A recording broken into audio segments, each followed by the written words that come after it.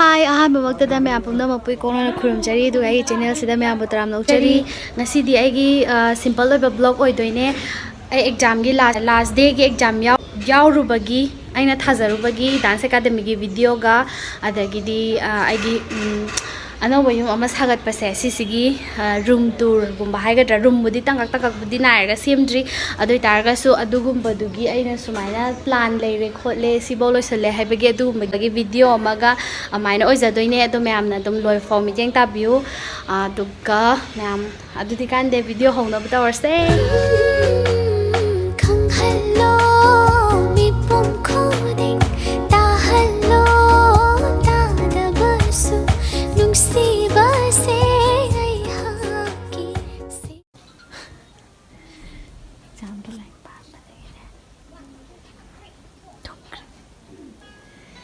example loi ngaure khoi chinina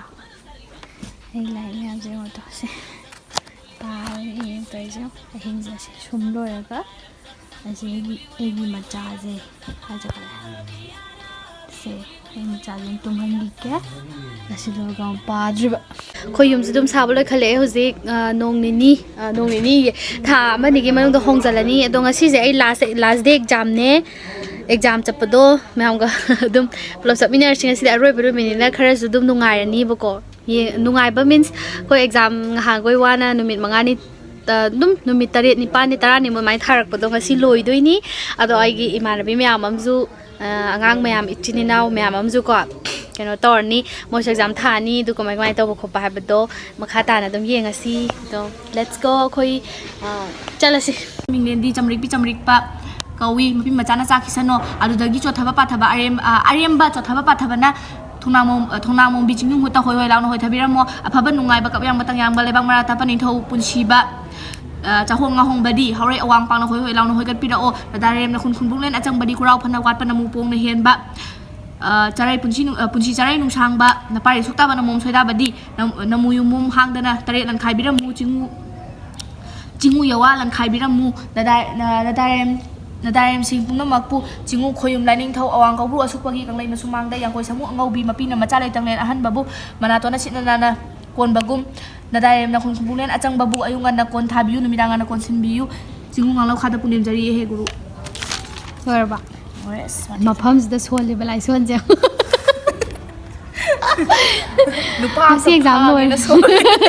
ngasi loire ko exam je ngasi loire khoi wai am sangani nungairani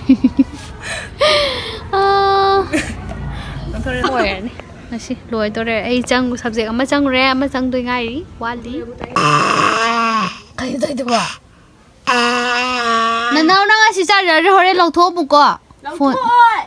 lau tho mo lau tho ai na ba la to lau tho ne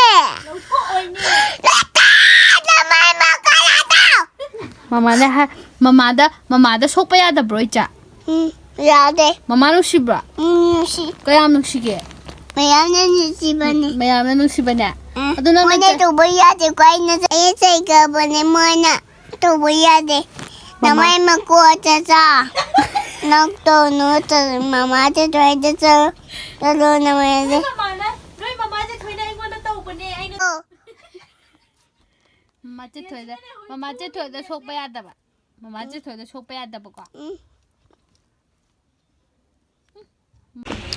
Marak thatna mayam da product amta share tawjaramge ko product se ate kai gi sunate sam gi oidoine hair oidoine ko ketain haina sida leire ketain haina brand amagi product ne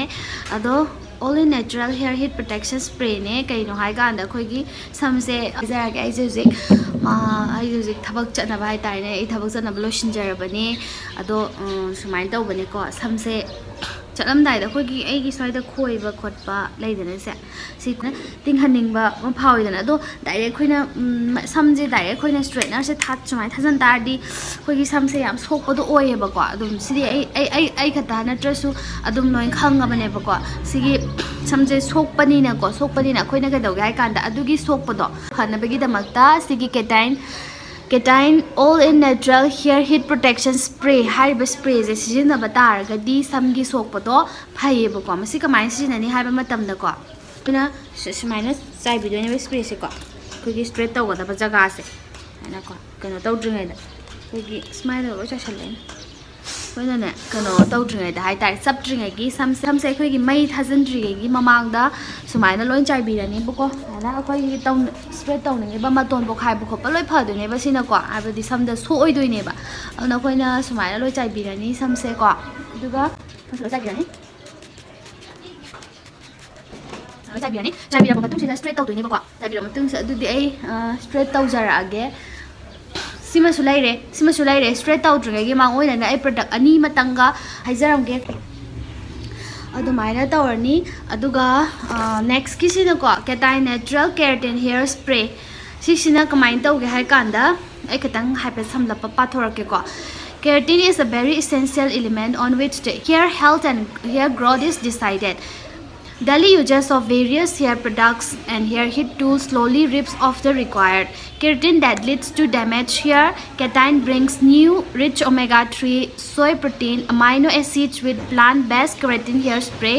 that will ensure that your keratin is protected your locks, prevents fading, reduce frizz, and it doesn't stop there. It has a lightweight formula that won't leave your hair feeling heavy and makes it easier to manage and style. Mangonda yauba ingredients khara ai haizarake flaxseed extract, aloe barbadensis leaf juice, hydrolyzed rice protein, hydrolyzed soy protein, cocodimonium na chingbani ko yaurise aduga sisina akhoi gi samse maton pokhairamba khotlamba nutigi use tawragadi ko maton pokhairamba khotlamba fattaba akhoi gi leidana samse sign oidaba samse growth healthy oidaba mayam se loinama sisina ko andoine ba ko nutigi maina sina taragadi samse yam smooth choy thokanba adagidi smooth ohelaga faza thokanba mai oidoini aduga sisina last product ka Keratin 100% plant-based natural heat protection with extra shine spray ko sisu chamane sigi keno khara all new natural heat protection spray with added benefit of shine to the hair. The extra advantages of protection with shine is possible naturally as the product contains fermented oils, flaxseed, vitamin E, sea butter and much more ko sidaista loin yaure sisu chamanare heat protection hai sida loina sure ya mai se ko product se loi chamana ba potne sigi ahom sigi marakta akoina ka potne ba straight tawdringai gi mamangda अखोई समसे सोक्तनबगी ख्वाइदगी मरु एबा pot हाइदो सिने ओइरे अदना मयाम सु सिजिनाबिउ को सि product से याम नुंगाइ बने आई सु सिजिनारबनी अदो अदुकी मतिक नुंगाइ को अदो प्रोडक्ट अहुम से मयामदा आई शेयर तौजरमगे अदो पाम बलायरगदी सिजिनाबिउ मोइगी यूट्यूब चैनल सुदुम लाई बने सिगी प्रोडक्ट से हेदा खंगनिगा सु दुदै दुम खंगबियो अदुगा आई लिंक सु हापचरमगे आई मखादा मयामना ऑर्डर तौरिंग बलायरसु को हापचरमगे अदो आई सु पुलप अदुम चाइसलगे अहुमक से अदुगा हजी स्ट्रेट तौरके समसे कमाइना तौगे हाइबदो मखा ताना अदुम येंगसे फजाबदो को फजाब्रा कमाइ तौगे हाइबदो मागी रिजल्ट तो अदुम येंगसी सिगी डायरेक्शन ऑफ यूज ए हाइजर के क्वेश्चन नबगी मोंग बतो हाइजर के spray on hair section by section on dry hair हाइबदी अखोगी सम यूजबल होरगा सम पंखलेदना सम पंखलबा मतुंगा सुमाइना मचा मागी तंग सुमाइना तंग लो मसा बिरानी को सकाने बा इन साइज का नुका अमाइना चाइ बिरानी दुगा comb through hair to even out को सुमाइना अखोंग दैना मतोन नो अदुम हापी रानी फजला को अदुगा style hair using a heat styling tool spray post styling on the एड नेचुरल साइन अदगी सुमाइना काप्सन खरा मतुंदा अखोइना स्ट्रेटनर सिजनरगा समसे सेमनिंग ममोंग द सेम यारनी बसिगी स्प्रे जे सिजना तारगदी को अदुमाइना ओय अदो मैम दुम चेक तो बियो येबियो को नुंगाइरगा दु पामगा दि सिजना बियो कसु काइदे सो लोइरे समदो दुम को सिगी प्रोडक्ट अहुम जे सिजना बिरगा कोगी समजे तौनिंग ममोंग दा हेयर स्टाइल से को माइना सिना चाइ बिरो मतुंदा समसे स्ट्रेट तौरगा ओइनिंगबा अदोमना ओइहनिंगिबा मओंग तौनिंगबा स्टाइल लोइन सिजिनाबा यारे को सि प्रोडक्ट अहुमसे अदो मैम सि प्रोडक्ट अहुमसे पाम्बीबा लेरगासु आई मोइगी ऑर्डर तौबमदो आई डिस्क्रिप्शन बॉक्स ता हापचरमगे तो मैम चंगागा दुम ऑर्डर तौसनबिरो अदुगा आई समजुतो सुमाइना अदुम आई स्ट्रेट ओइरे आई दियामना स्ट्रेट से केनो तौबदो हाइतेबको याम तिंगहनबा चप तिंगहनबदो अदुदो आई दि पामजादे बैसागी ओइना अदुदुना समदो आई खरा दुम स्वाइदा खतंग खोइबो खोपदो नुंगाइतबे खतंग तिंगथोरए दो मतो नुंगदोन खरा अमाइ खरा तिंगथोरए अदुगा सुमाइना ओइरे समदो समसे येंगो सुमाइना ओइरे आई समदो को अदुगा सुमाइना तोरे दुने से स्ट्रेट तो थोरबा मतुंगदा आइना ꯑꯩꯅ ꯑꯣꯏꯔꯛꯄ ꯃꯑꯣꯡꯗꯣ ꯁꯨꯃꯥꯏꯅ ꯑꯣꯏꯔꯛꯑꯦ ꯑꯗꯣ ꯃꯌꯥꯝ ꯉꯁꯤꯗꯤ ꯀꯃꯥꯏꯅ ꯇꯧꯒꯦꯗ ꯑꯩꯒꯤ ꯀꯩꯅꯣꯁꯦ ꯑꯩꯈꯣꯏ ꯌꯨꯝꯁꯦ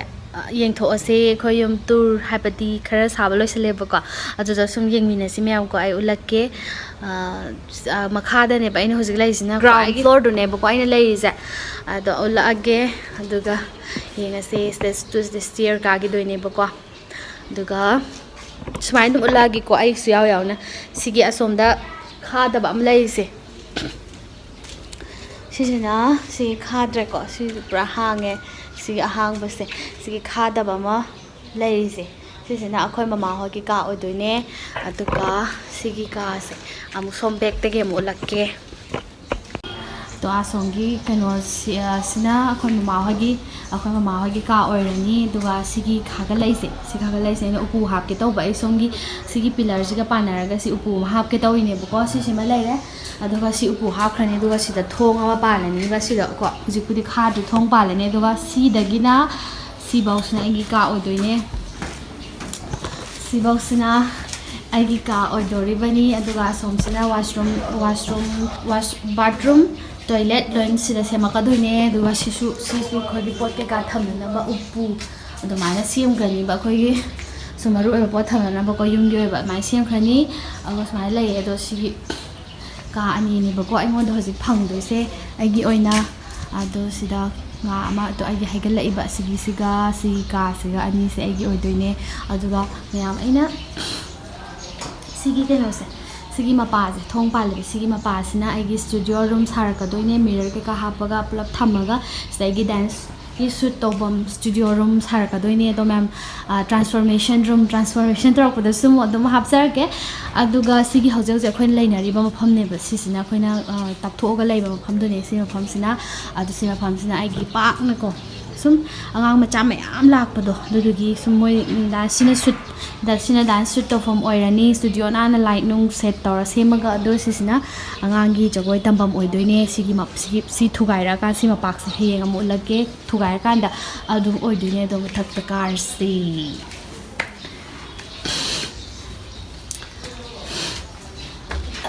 ꯁꯤꯅ ꯋꯤꯟꯗꯣ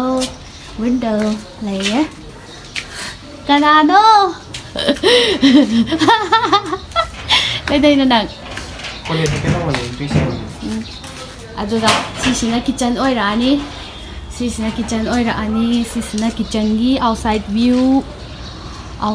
ꯚ꯭ꯌꯨ ꯂꯩꯔꯦ ꯀꯤꯠꯆꯟꯒꯤ ꯑꯗꯨꯒ ꯁꯤꯁꯤꯅ ꯗꯥꯏꯅꯤꯡ ꯇꯦꯕꯜ ꯔꯨꯝ ꯁꯤꯒꯤ ꯑꯣꯏꯔꯦ ꯑꯗꯨꯒ ꯁꯤꯅ ꯎꯄꯨ ꯂꯩꯌꯦꯕꯀꯣ ꯑꯩꯈꯣꯏꯒꯤ ꯃꯃꯥ ꯍꯣꯏ ꯊꯥꯏꯅ ꯁꯤꯖꯤꯟꯅꯔꯝꯕ ꯎꯄꯨ ꯃꯌꯥꯝꯗꯣ ꯊꯝꯃꯦꯕ ꯁꯤꯗ ꯑꯗꯨꯒ ꯁꯤꯅ ꯕꯦꯜꯀꯣꯅꯤ ꯂꯩꯔꯦꯗꯅ ꯁꯤ ꯄꯔꯤꯡꯁꯤꯅ ꯁꯤꯗꯒꯤ ꯀꯩꯅꯣ ꯄꯔꯤꯡꯁꯤꯅ ꯕꯦꯜꯀꯣꯅꯤ ꯑꯣꯏꯗꯣꯏꯅꯦ ꯑꯗꯨꯒ ꯁꯤꯗꯒꯤꯅ ꯑꯃꯨꯛ ꯁꯤꯐꯧꯅ ꯑꯩꯈꯣꯏꯒꯤ ꯅꯅꯥꯎꯒꯤ ꯆꯤꯡꯂꯦꯝꯕꯤꯒꯤ ꯀꯥ ꯑꯣꯏꯔꯅꯤ ꯃꯥꯒꯤ ꯕꯦꯜꯀꯣꯅꯤꯁꯤꯗ ꯑꯣꯏꯔꯅꯤ ꯁꯤ ꯍꯩꯔꯤꯕꯀꯣ ꯁꯤꯗ ꯑꯃ ꯁꯤꯒꯤ ꯍꯩꯒꯠꯂꯤꯕꯁꯤꯅ ꯑꯩꯈꯣꯏ ꯏꯅꯥꯎꯄꯥ ꯑꯅꯤꯒꯤ ꯑꯣꯏꯗꯣꯏꯕ ꯁꯤꯗ ꯍꯩꯒꯠꯂꯤꯁꯤꯅ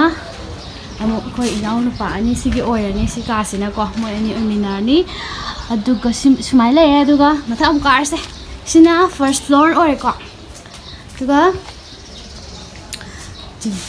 ꯁꯦꯀꯦꯟ ꯐ꯭ꯂꯣꯔ ꯑꯃꯨꯛ ꯌꯦꯡꯉꯨꯔꯁꯤ ꯁꯤꯗ ꯆꯦꯛ ꯆꯪꯈꯠꯂꯦ ꯂꯣꯏꯔꯦ ꯁꯤꯒꯤ ꯆꯪꯈꯠꯄ ꯁꯦꯀꯦꯟ ꯐ꯭ꯂꯣꯔ ꯁꯤꯗꯤ ꯄꯟꯁꯤ ꯆꯦꯛ ꯆꯟꯗ꯭ꯔꯤ ꯄꯨꯔꯥ ꯍꯥꯡꯉꯤ ꯁꯤꯗ ꯀꯥꯔꯁꯦ ꯁꯤꯅ ꯁꯦꯀꯦꯟ ꯐ꯭ꯂꯣꯔ ꯃꯤ ꯃꯌꯥꯝꯗꯤ ꯂꯩꯔꯝꯒꯅꯤ ꯁꯤꯗꯅ ꯑꯩꯈꯣꯏꯅꯅꯦ ꯁꯤꯒꯤ ꯀꯩꯅꯣꯁꯦ ꯈꯥꯖꯤꯜꯂꯦꯗꯅ ꯁꯤ ꯑꯃ ꯍꯩꯕꯗꯣ ꯁꯤ ꯀꯥꯁꯤꯅ ꯑꯩꯈꯣꯏ ꯕꯨꯡꯉꯣ ꯑꯣꯏꯗꯣꯏꯅꯤ ꯑꯗꯣ ꯁꯤꯒꯤ ꯄꯤꯂꯔ ꯃꯌꯥꯝꯁꯦ ꯍꯩꯒꯠꯂꯦꯗꯅ ꯆꯦꯛ ꯁꯤ ꯂꯣꯏ ꯁꯔꯥꯎꯟꯗꯤꯡ ꯈꯥꯖꯤꯜꯂꯦꯗꯅ ꯑꯗꯨꯒ ꯑꯩꯈꯣꯏꯒꯤ ꯁꯨꯝ ꯅꯤꯡꯊꯝꯊꯥꯒꯨꯝꯕ ꯑꯣꯏꯔꯛꯄꯗ ꯅꯨꯡꯁꯥꯗ ꯀ꯭ꯂꯥꯁ ꯇꯧꯅꯤꯡꯕ ꯌꯥꯎꯋꯤꯗꯅ ꯑꯩꯒꯤ ꯀ꯭ꯂꯥꯁꯀꯤ ꯑꯣꯏꯅ ꯍꯥꯏꯇꯥꯔꯦ ꯑꯩꯒꯤ ꯑꯉꯥꯡꯒꯤ ꯑꯣꯏꯅ ꯀ꯭ꯂꯥꯁ ꯇꯧꯅꯤꯡꯕ ꯌꯥꯎꯋꯤꯗꯅ ꯑꯗꯨꯒꯤ ꯃꯇꯝꯗꯨꯗ ꯁꯤꯗꯩꯁꯤꯗ ꯑꯩꯒꯤ ꯀ꯭ꯂꯥꯁ ꯑꯣꯏꯗꯣꯏꯅꯦꯕ ꯑꯗꯨꯒꯤ ꯃꯇꯝꯗꯨꯗ ꯁꯤꯒꯤ ꯄꯨꯔꯥ ꯃꯄꯥꯛꯁꯤꯃ ꯑꯩꯒꯤ ꯀ꯭ꯂꯥꯁ ꯑꯣꯏꯔꯛꯀꯗꯣꯏꯅꯦ ꯋꯤꯟꯇꯔꯒꯤ ꯃꯇꯝꯗ ꯂꯣꯏ ꯕꯣꯛꯁ ꯆꯦꯛꯅꯒ ꯈꯥꯖꯤꯜꯂꯅꯤꯕ ꯁꯥꯏꯠꯁꯦ ꯑꯗꯨꯒ ꯁꯤꯗ ꯑꯣꯏꯔꯛꯑꯅꯤ ꯑꯗꯨꯒ ꯁꯤꯁꯤꯅ ꯃꯊꯛꯇ ꯀꯨꯞꯁꯜꯂꯒ ꯑꯩꯈꯣꯏꯒꯤ ꯉꯥꯏꯍꯥꯛ ꯐꯝꯐꯝ ꯈꯣꯠꯐꯝ ꯑꯗꯨꯒ ꯑꯌꯨꯛ ꯃꯄꯥꯟꯗ ꯆꯥꯛ ꯆꯥꯅꯤꯡꯕꯗꯣ ꯑꯗꯨꯗ ꯁꯤꯗ ꯆꯥꯕ ꯑꯣꯏꯗꯣꯏꯅꯦ ꯑꯗꯨ ꯁꯨꯃꯥꯏꯅ ꯂꯩꯌꯦ ꯍꯧꯖꯤꯛ ꯔꯨꯝ ꯇ꯭ꯔꯥꯟꯁꯐꯣꯔꯃꯦꯁꯟꯗꯤ ꯇꯧꯔꯅꯤ ꯑꯗꯨ ꯇꯧꯔꯀꯥꯟꯗ ꯑꯃꯨꯛ ꯅꯝꯃꯛꯑꯒꯦ ꯀꯨꯝꯃꯛꯑꯒꯦ ꯃꯤ ꯃꯌꯥꯝ ꯂꯩꯌꯦꯕꯀꯣ ꯑꯩ ꯃꯤ ꯃꯃꯥꯡꯗ ꯚꯤꯗꯤꯑꯣ ꯅꯝꯕꯁꯦ ꯌꯥꯝ ꯏꯀꯥꯏꯖꯩꯌꯦꯕ ꯈꯪꯉꯕ ꯑꯗꯨꯒꯤ ꯍꯣꯏ ꯑꯗꯨꯃꯥꯏꯅ ꯂꯩꯌꯦ ꯑꯗꯣ ꯁꯤ ꯆꯦꯛ ꯆꯪꯈꯠꯂꯦ ꯁꯨꯃꯥꯏꯅ ꯇꯧꯔꯦ ꯌꯨꯝꯗꯣ ꯁꯥꯕꯗꯤ ꯂꯣꯏꯁꯟꯗ꯭ꯔꯤ ꯑꯗꯣ ꯃꯥꯔꯆ ꯑꯦꯄ꯭ꯔꯤꯜ ꯁ꯭ꯋꯥꯏꯗꯗꯤ ꯂꯣꯏꯔꯗ꯭ꯔꯥ ꯃꯥꯔꯆ ꯑꯦꯄ꯭ꯔꯤꯜ ꯁ꯭ꯋꯥꯏꯗ ꯂꯣꯏꯕ ꯍꯥꯏꯁꯦ ꯂꯣꯏꯔꯅꯤ ꯃꯥꯔꯆ ꯑꯦꯄ꯭ꯔꯤꯜ ꯃꯦ ꯖꯨꯟ ꯁ꯭ꯋꯥꯏꯗꯗꯤ ꯐꯨꯜ ꯄꯨꯔꯥ ꯐꯨꯜ ꯑꯩꯈꯣꯏꯒꯤ ꯐ꯭ꯂꯣꯔꯒ ꯊꯥꯔꯒ ꯐꯨꯜ ꯇꯧꯕꯗꯨꯗꯤ ꯂꯣꯏꯔꯅꯤ ꯂꯣꯏꯕ ꯌꯥꯔꯦꯕꯀꯣ ꯂꯣꯏꯔꯅꯤ ꯑꯗꯣ ꯀꯩꯅꯣ ꯇꯧꯔꯛꯄ ꯃꯇꯝꯗꯁꯨ ꯑꯗꯨꯝ ꯅꯝꯃꯛꯑꯒꯦ ꯔꯨꯝ ꯑꯩꯒꯤ ꯔꯨꯝ ꯁꯦꯝꯒꯠ ꯁꯥꯒꯠꯂꯛꯄ ꯃꯇꯝꯗꯣ ꯑꯗ ꯀꯔꯝꯕ ꯑꯩꯒꯤ ꯀꯥꯁꯦ ꯈꯪꯕ꯭ꯔꯥ ꯀꯩꯅꯣ ꯇꯧꯗꯣꯏꯅꯦꯕꯀꯣ ꯄꯦꯟ ꯇꯧꯕꯗꯣ ꯑꯩꯈꯣꯏꯒꯤ ꯔꯪꯁꯦ ꯀꯔꯝꯕ ꯃꯆꯨ ꯇꯧꯁꯤꯒꯦ ꯃꯌꯥꯝꯅ ꯀꯃꯦꯟꯇ ꯍꯥꯏꯕꯤꯔꯝꯃꯣꯕꯀꯣ ꯀꯔꯝꯕ ꯃꯆꯨ ꯇꯧꯁꯤꯒꯦꯅ ꯑꯩꯅ ꯋꯥꯏꯠ ꯇꯧꯅꯤꯡꯉꯦꯕ ꯈꯪꯕ꯭ꯔꯥ ꯑꯩ ꯋꯥꯏꯠꯁꯦ ꯌꯥꯝ ꯄꯥꯝꯖꯩꯌꯦꯕꯀꯣ ꯑꯗꯨꯗ ꯃꯤꯅ ꯍꯥꯏꯁꯤꯅ ꯋꯥꯏꯠꯁꯦ ꯑꯗꯨꯝ ꯃꯣꯠꯁꯜꯂꯛꯄꯗꯣ ꯑꯗꯨꯗꯨꯒꯤ ꯃꯣꯠꯁꯜꯂꯛꯄꯗꯣ ꯑꯗꯨꯃꯥꯏꯅ ꯑꯣꯏ ꯍꯥꯏꯌꯦꯕꯀꯣ ꯑꯗꯨꯗꯨꯅ ꯑꯩꯒꯤ ꯔꯨꯝꯁꯦ ꯀꯔꯝꯕ ꯃꯆꯨ ꯇꯧꯁꯤꯒꯦ ꯇꯧꯍꯟꯅꯤꯡꯉꯤ ꯀꯔꯝꯕ ꯃꯆꯨ ꯇꯧꯍꯟꯅꯤꯡꯉꯤ ꯑꯗꯨꯒ ꯗꯤꯖꯥꯏꯟꯁꯦꯀꯣ ꯑꯩꯅ ꯈꯟꯕꯗꯅꯦ ꯑꯁꯤꯒꯤꯁꯤꯅ ꯎꯄꯨ ꯍꯥꯞꯈ꯭ꯔꯅꯤꯕ ꯎꯄු ꯑꯃ ꯍꯥꯞꯈ꯭ꯔꯅꯤ ꯑꯗꯨꯒ ꯑꯩꯒꯤ ꯕꯦꯗꯁꯦ ꯁꯤꯗ ꯊꯥꯒꯦꯅ ꯈꯜꯂꯦ ꯐꯃꯨꯡꯁꯦꯀꯣ ꯁꯤꯒꯤ ꯊꯣꯡꯅꯥꯎ ꯃꯄꯥꯁꯤꯗ ꯁꯤꯗ ꯊꯥꯒꯦꯅ ꯈꯜꯂꯦꯕ ꯑꯩꯅ ꯑꯗꯨꯒ ꯁꯤꯗꯅ ꯑꯩꯒꯤ ꯄꯨꯔꯥ ꯃꯤꯔꯔ ꯍꯥꯞꯄꯒ ꯄꯨꯔꯥ ꯃꯥꯏ ꯁꯦꯠ ꯄꯨꯔꯥ ꯁꯦꯝꯈ꯭ꯔꯅꯤꯕ ꯁ꯭ꯄꯤꯀꯔ ꯃꯥꯏ ꯀꯩꯅꯣ ꯀꯥ ꯃꯔꯤ ꯀꯣꯔꯅꯔ ꯃꯔꯤꯁꯦ ꯁ꯭ꯄꯤꯀꯔ ꯂꯣꯏ ꯐꯤꯠ ꯇꯧꯈ꯭ꯔꯒ ꯁꯤ ꯄꯨꯔꯥ ꯁ꯭ꯇꯨꯗꯤꯑꯣ ꯔꯨꯝ ꯍꯣꯜ ꯑꯗꯨꯃꯥꯏꯅ ꯑꯣꯏꯈ꯭ꯔꯗꯣꯏꯅꯦꯕ ꯁꯤꯗꯤꯀꯣ ꯄꯨꯔꯥ ꯁꯦꯠ ꯁꯦꯝꯒ꯭ꯔꯗꯕꯅꯦꯕ ꯑꯩꯅ ꯃꯤꯔꯔ ꯍꯥꯞꯄꯒ ꯑꯗꯨꯒ ꯁꯤꯁꯤꯅ ꯑꯩꯒꯤ ꯕꯦꯗꯔꯨꯝ ꯑꯣꯏꯗꯣꯏꯅꯦꯕꯀꯣ ꯑꯗꯣ ꯑꯩꯅ ꯁꯤꯗꯅ ꯃꯤ ꯂꯥꯛꯄꯒꯤ ꯈꯣꯠꯄꯒꯤ ꯁꯨꯃꯥꯏꯅ ꯀꯩꯅꯣꯝꯃ ꯊꯥꯒꯦꯅ ꯈꯜꯂꯦꯕ ꯑꯗꯣ ꯑꯩꯈꯣই ꯃꯃꯥ ꯍꯣꯏ ꯆꯠꯊꯣꯛ ꯆꯠꯁꯤꯟꯕꯨꯗꯤ ꯇꯧꯔꯅꯤꯕ ꯑꯁꯤꯒꯤꯁꯤꯗꯀꯣ ꯑꯗꯨꯗꯨꯅ ꯁꯣꯝ ꯅꯥꯀꯟꯗꯕꯨ ꯊꯥꯔꯁꯨꯀꯣ ꯑꯗꯨꯃꯥꯏꯅ ꯊꯥꯒꯦꯅ ꯈꯜꯂꯦ ꯕꯦꯗ ꯑꯃꯒ ꯑꯗꯨꯃꯥꯏꯅ ꯑꯃꯒ ꯑꯗꯩꯗꯤ ꯐꯤꯒꯤ ꯑꯃꯒ ꯑꯗꯩ ꯑꯩ ꯃꯤꯔꯔꯁꯦ ꯀꯥꯏ ꯊꯥꯁꯤꯒꯦ ꯈꯪꯗꯦꯕꯀꯣ ꯃꯤꯔꯔꯁꯦ ꯊꯣꯡꯅꯥꯎ ꯑꯁꯣꯝ ꯐꯃꯨꯡ ꯂꯩꯈꯤ ꯇꯥꯔꯒꯗꯤ ꯃꯤꯔꯔꯁꯦ ꯀꯥꯏ ꯊꯥꯅꯤ ꯁꯣꯝ ꯅꯥꯀꯟꯗ ꯊꯥꯒꯗ꯭ꯔꯥ ꯈꯣꯡꯌꯥꯗ ꯊꯥꯒꯗ꯭ꯔꯥ ꯈꯪꯗ꯭ꯔꯦ ꯑꯗꯨ ꯃꯌꯥꯝꯅ ꯁꯨꯝ ꯔꯨꯝꯒꯤ ꯗꯤꯖꯥꯏꯟꯁꯦ ꯀꯃꯥꯏꯅ ꯇꯧꯔ ꯐꯖꯅꯤ ꯈꯣꯠꯅꯤꯁꯦ ꯑꯗꯨꯝ ꯀꯃꯦꯟꯇ ꯁꯖꯦꯁ ꯇꯧꯕꯤꯔꯝꯃꯣ ꯑꯗꯨꯒ ꯃꯌꯥꯝ ꯑꯩꯒꯤ ꯕ꯭ꯂꯣꯒꯁꯦ ꯃꯇꯥꯡ ꯁ꯭ꯋꯥꯏꯗ ꯂꯣꯏꯁꯤꯟꯖꯔꯒꯦ ꯕꯥꯏ ꯑꯗꯨꯒ ꯅꯦꯛꯁꯀꯤ ꯕ꯭ꯂꯣꯒꯇ ꯑꯃꯨꯛ ꯊꯦꯡꯅꯔꯁꯤ ꯅꯨꯡꯁꯤ ꯑꯦꯀꯥꯗꯃꯤꯁꯦ ꯊꯥ ꯑꯃꯐꯧꯗꯤ ꯎꯕ ꯐꯪꯉꯔꯣꯏ ꯑꯗꯣ ꯃꯌꯥꯝꯅ ꯁꯦꯁꯟ ꯍꯧꯕꯒꯤ ꯃꯇꯝ ꯍꯪꯕꯤꯔꯝꯕꯗꯣ ꯑꯩꯉꯣꯟꯗ DM ꯇꯧꯕꯤꯔꯛꯑꯣ ꯍꯧꯖꯤꯛ ꯃꯇꯝ ꯌꯧꯔꯕꯅꯦ